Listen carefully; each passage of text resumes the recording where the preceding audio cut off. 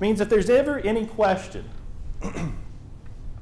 about the consistency of a law with the Constitution, if there's ever a case that arises under the Constitution, it must fall within federal jurisdiction.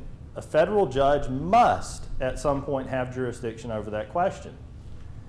And it's clear from the language of these two that if the Constitution of the United States is the supreme law of the land, and anything in the constitutional laws of any state to the contrary notwithstanding, and the federal judiciary is given jurisdiction over any case arising under the Constitution, it comes down to the fact that the judiciary has to be able to decide the consistency of a law with the Constitution. Now you might say, well, that settles it for states, right? Anything in the constitutional laws of any state to the contrary notwithstanding. But what about when the judiciary strikes down a federal law for exceeding constitutional limits?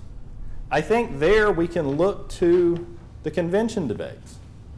It's notable here that quite a few delegates to the convention say at some point, before these provisions actually make it in, that, oh no, you don't need to do that. For instance, give Congress a veto on state laws or involve the judiciary in the veto of federal laws, as Madison's Virginia plan suggested and we'll talk about in a bit. On a number of occasions, people said, no, that's not necessary. Because if there's an unconstitutional law, the judges will strike it down. They'll set it aside, in the language of the common law. The remarkable thing here is that you have a number of delegates who say this, quite a few, both with respect to state laws and federal laws. And you'd expect to hear some dispute. You'd expect to hear some originalist at the back of the room screaming, judicial restraint, deference to the legislature. But you don't find it. In fact, the students who were in the class I had the pleasure of lecturing in this morning have already heard this. But in fact, the only person to raise an objection to this power of judicial review is Pierce Butler. And Butler says, I don't like this power of judicial review. He says, I think a law ought to be well and cautiously made and then left uncontrollable. Okay? The question, though, is how he thinks a law is going to be well and cautiously made. His suggestion is that federal judges be given a concurrent veto with the executive over all laws before they take effect. So he doesn't like judicial review. He wants to replace it with a panel of judges who will have an absolute veto over all laws. He rejects judicial review in favor of something far more discretionary and extensive. John Dickinson stands up and provides the only other indication of displeasure with this power. He says he feels deeply the objections of Mr. Butler. He says, but I'm at a loss as to what to substitute for this power of judicial review. In other words, I'm not particularly fond of it, but what else are you going to do? These are the only two objections you get to it. And I think that's instructive. And this before you had the Supremacy Clause, and before you had federal jurisdiction over constitutional questions. Even before that, early in the convention, people were saying, look, if there's an unconstitutional law, courts will strike it down. I might also point out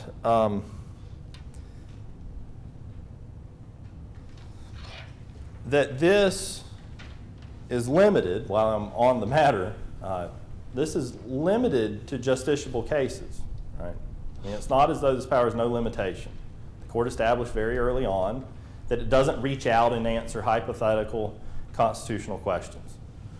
Right? I mean, the famous story is Washington asked for the Supreme Court's opinion on a law pending before Congress, and John Jay wrote him a letter back and said, I'm sorry, we only settle cases that arise before us on the record. That is, the question has to arise in a justiciable case between individuals or between parties with standing. We're not just going to reach out and serve as a counsel of revision to invalidate or review federal laws, or state laws for that matter. This is an important limitation and one that's operated. Notably, this is actually operated, this idea of it arising in justiciable cases, in the 20th century is actually operated in favor of the court. Because now that the court has control over its own docket, that is, it has pretty much complete control over which cases it takes, or at least the Supreme Court, it can pick and choose the disputes it wants to settle. I mean, it has 9,000 petitions to choose from, and it's only going to settle between 70 and 100. Roughly, I guess that's so a little less than 1%, or maybe right at 1% of the petitions to it settles. So it gets a lot of choice, a lot of discretion over which questions it answers. So even this, which is a limitation on the court's power, seems to operate in some ways in its favor. It can choose its time. It can pick its battles, decide which hill is worth dying on. Hopefully it doesn't actually wind up dying on any of them. That's an important point we'll return to as well. The upshot of all this is that the framers sought to institute constitutional supremacy, and it was generally understood with little dissent that the judiciary would play a central role in upholding this constitutional supremacy and ensuring consistency in the laws with the constitutional charter. The second thing I've outlined, let me check my time. Okay. The second function I've outlined is that federal judicial power is meant to aid in the administration of the laws. Now, we're used to thinking of the judiciary as serving a sort of restraining function. It's sort of like the straitjacket on the federal government, state governments for that matter. We lose an important element of the judicial function, though. We lose the fact that the primary motive for the Constitutional Convention in the first place is that the Confederation, formed under the Articles of Confederation, was feeble and impotent. The institutions created under the federal Constitution were meant to be effective, and in Hamilton's words, energetic. I might point out on this head that it'd be easy to protect liberty by simply creating a feeble government that can't harm you. The problem is it can't protect you either. The reason we got government in the first place is because rights are simply not secure in the absence of energetic governmental intervention. So you need an effective government. And I don't think the framers were blind to that. I think the progressives at the turn of the 20th century did us a great disservice. Not necessarily because of their political opinions, but because of their view of the Constitution. They basically told us the framers didn't understand the need for effective administration, so they enfeebled the government with the separation of powers thing. They fragmented power so that nobody could exercise it effectively. That's an erroneous view of what the Constitution does. The Constitution doesn't fragment power simply to make government weak. It fragments power in part to allow the institutions to check each other in defense of our rights. That's true. But I would say the even more important function of separation of powers was to allow the judiciary and the executive to operate effectively. We found out under the Articles of Confederation, under which executive and judicial functions were occasionally performed by committees within Congress, that executive and judicial powers exercised under the, well, I hate to say the oversight, under the constant supervision or interference of the legislative power are ineffective. The judiciary, the legislature simply lacks any sense of self-restraint. It can't help itself. It's the one body in our government that truly is irresponsible in some sense. That is, you've got 535 people, none of whom are responsible to the whole country for their conduct.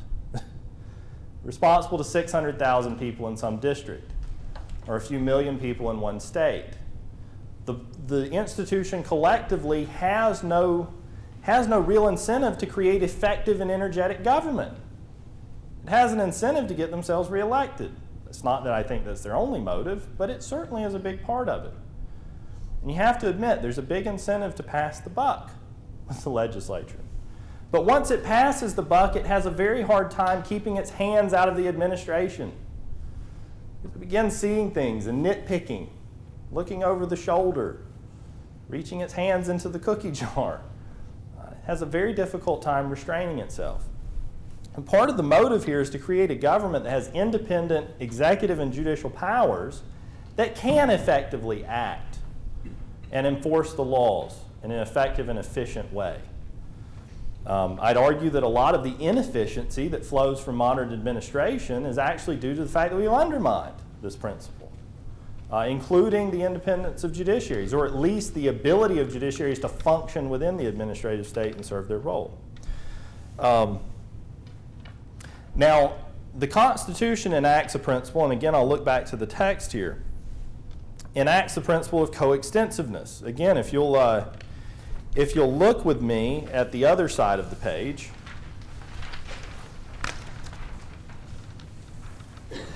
the final language in Article 3, Section 2 says the judicial power shall extend to all cases. Now notice the mandatory language there. Shall extend, not may extend, but shall extend, must, to all cases, each and every individual case, at least potentially, as the court has to have jurisdiction over every single case that arises in law and equity under the Constitution or laws of the United States and treaties made or which shall be made under the authority. Now, the importance of this is that Congress can do nothing to frustrate this, at least not formally. Judicial power under the Constitution reaches just as far as the Constitution and the laws and the treaties of the United States reach. If Congress regulates a subject, it cannot exclude the courts from jurisdiction over that subject.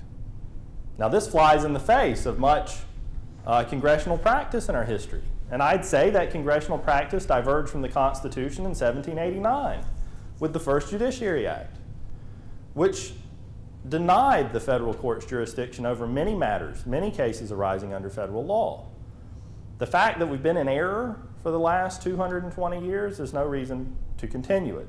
Now, I'm not the only person, I'm not crazy, I'm not the only person saying this.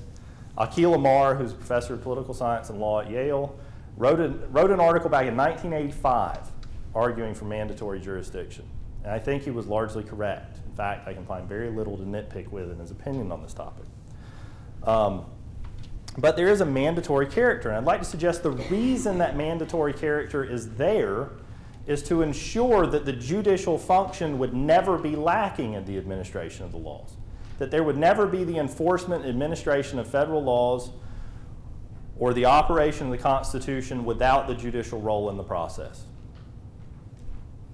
It seems like a simplistic notion, but it's striking how many processes in our government now lack the involvement of the judicial function. And many people praise this. You see the judicial function as an impediment to effective government. Well, I'm sorry, but the administration without the judicial and executive functions involved doesn't seem to have been very effective and efficient anyways.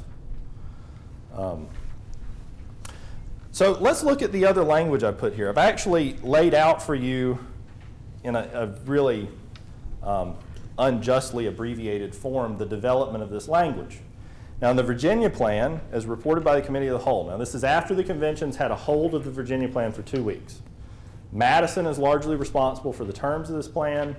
They spent the first 2 weeks of the convention going through it and altering things, tinkering with it. Improved it dramatically, actually. It's one of the places where Madison actually learns quite a bit from his fellow delegates. But the 13th resolution of the Virginia Plan, whenever it comes out of the Committee of the Whole on June 13th, it's resolved that the jurisdiction of the National Judiciary shall extend to cases, notice not all cases, but just cases, meaning some cases, which respect the collection of the national revenue, impeachment of any national officers, and questions which involve the national peace and harmony. Well, it suggests questions that involve the national peace and harmony have to do with not necessarily the administration of federal law, but questions that arise from conflicts between states and foreign governments, citizens of different states. We find all this stuff in the later provisions. But what you don't see is a coextensiveness principle. Imagine the scope of the federal laws, the number that fall outside of these categories. I mean, you have nothing but the collection of the national revenue, impeachment of national officers. That's it.